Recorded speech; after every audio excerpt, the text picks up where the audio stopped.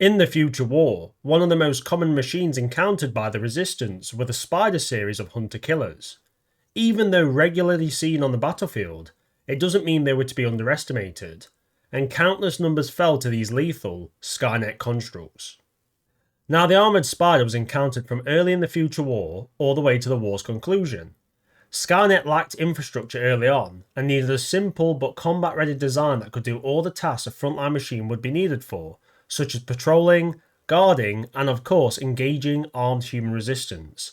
These tasks may seem simple, but were out of reach of the basic T-Series models such as the T200, which was never designed to be on the front lines, and the far more competent T70, which was too resource intensive and limited in numbers to be deployed en masse by Skynet, so it created the Armoured Spider series, as more of a stopgap, but over time the simplicity and the fact that it could be made from readily available materials allowed Skynet to produce these in huge numbers.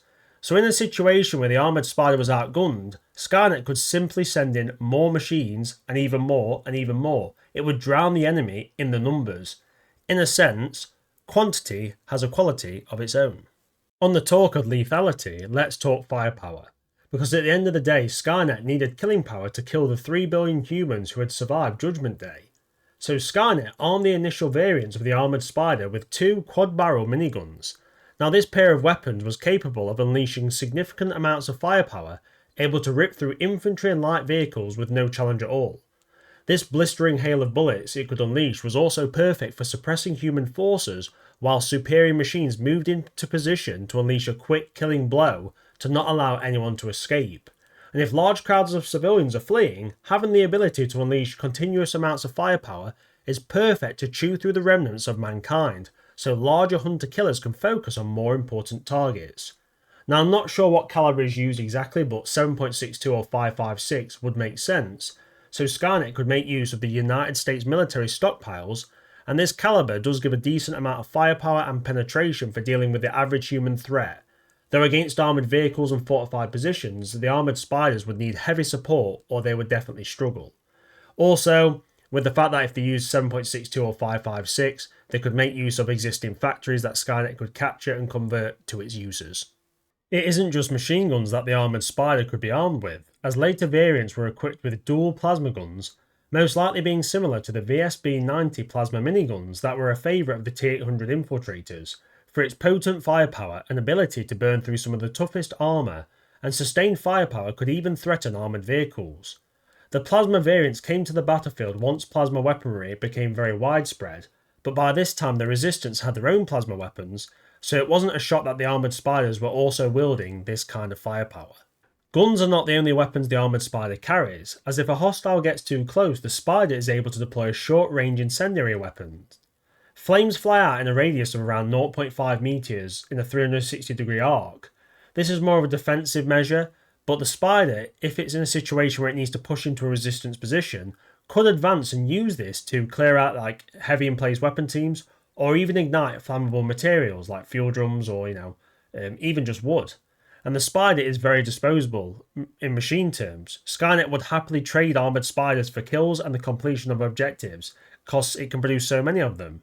And the Armoured Spider's sheer bulk could be used to break through standard doors and, get through small obstacles. Their reinforced doors and fortified barricades would not be viable.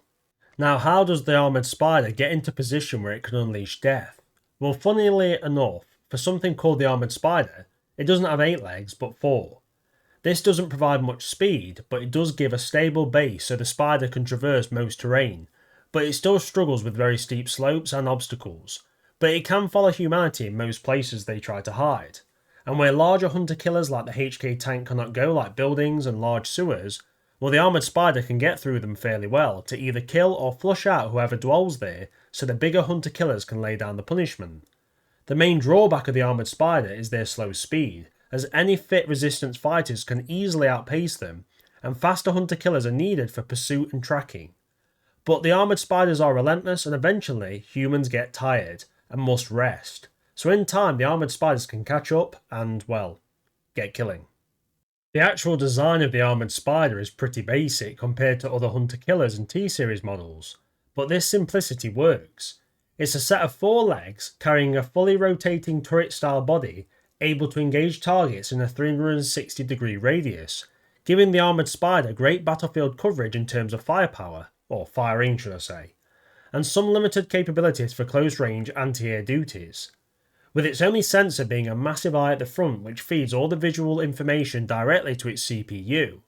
This is a massive vulnerability, but Skynet's priority was a simple, resource-efficient design, and this is proven with the original version being unarmoured, being little more than a mobile sentry gun, and the CPU itself was very basic. The Armoured Spider was limited in terms of intelligence, and it could move to a location, scan for targets and shoot. It was able to respond to visual and audio stimulus, but it was easy to bait and ambush, and once the Resistance got used to fighting them, well, it didn't take a genius to figure out how to deal with this machine. To be fair, they're pretty much a smart washing machine in terms of intelligence, so yeah, they're not there to kind of infiltrate or do any kind of advanced tactics. They move from place to place and they shoot things. It's pretty simple, but it works. So the Armoured Spider was slow and simple and not particularly bright, but it was durable, and for such a simple and resource efficient design, the Armoured Spider could take a beating, being resilient to entire magazines worth of standard small arms fire, unless targeted in the vulnerable weak spots such as the large sensor eye or the rear positioned battery, which if hit would cause catastrophic damage to the Armoured Spider and would most likely result in termination of the machine. Now the Armoured Spider initially was pretty vulnerable, with its only having its base structure with no added armour, but once significant losses began to happen, Skynet up-armoured the Spider into the Armoured Spider, which is a far heavier design which required plasma weapons to be able to deal with it efficiently. And once the armoured variant obviously entered the battlefield, it could also raise an armoured panel to protect its large sensor eye when it became engaged by Resistance fighters, at which point it would then blind fire in the direction of the threat, and this made it pretty tough to deal with head on.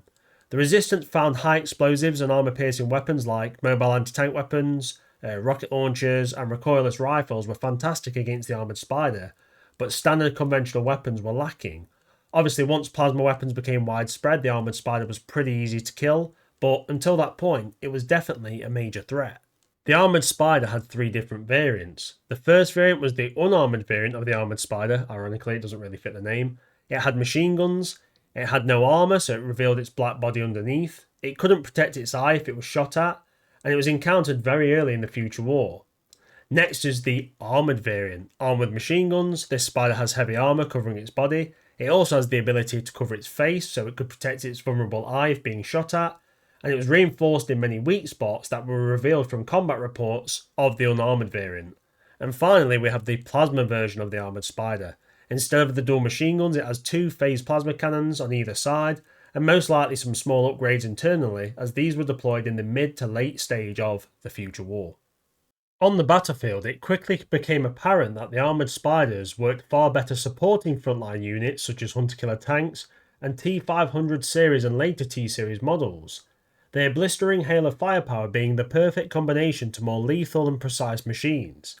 They're also perfect for the Annihilation Line strategy, as they're pretty much a turret on legs.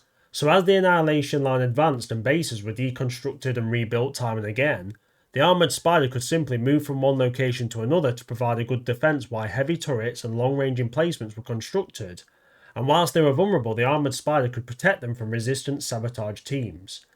And once the plasma variant became the standard, well, it definitely had far more combat capability, but by this time the Resistance had become quite the war machine, and the Armoured Spider was basically regulated to rearguard defensive duties. It was very rare that they kind of led an assault. They were more there to just fill gaps in Skynet's kind of defensive lines and overall strategy.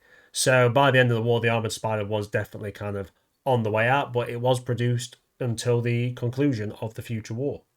In the Terminator Salvation timeline, there was a different version of the Armoured Spider, the T-7T Tetrapod, also known as the Spider, which was also a 4-legged machine similar to the original Armoured Spider, but had far heavier armour on the front, making it almost impervious to conventional small arms, and its main sensor eye being its only frontal weak spot, and this could still take significant firepower, and even if it was shot, it didn't destroy the T-7T, it just disabled it for a short period of time.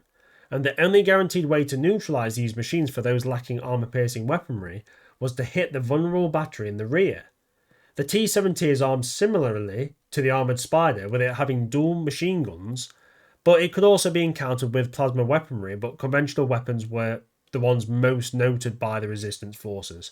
And the T-70 also looks a lot cooler than the Armoured Spider, as Terminator Salvation was obviously more of a modern film, a modern take on it, but I really like the look of the T-70 tetrapod. Definitely check it out some more, it's very cool. The Armoured Spider seems a mischance for me, as if Skynet had gone for a single weapon, it could have been able to shift the eye to one side and install heavy weapons such as a 50 caliber heavy machine gun, anti-tank missile systems, or even heavier miniguns that could have not only been used for killing troops and light vehicles, but also for point defense to deal with any resistance missiles or rockets that may target larger hunter killers like the HK tank. And the four legs could have been swapped out for tracks or wheels that give kind of similar all-terrain versatility, but better speed and weight distribution for a more mobile machine. But still, the Armoured Spider was a great machine. It was simple, resource efficient, and Skynet was able to produce them in very large numbers from the early phases of the future war, should I say. It's very much an underestimated machine, and I do like the Armoured Spider. So yeah, I definitely thought it was worth a video. I hope you enjoyed it. And as always, guys, thanks for watching, and have a beautiful evening.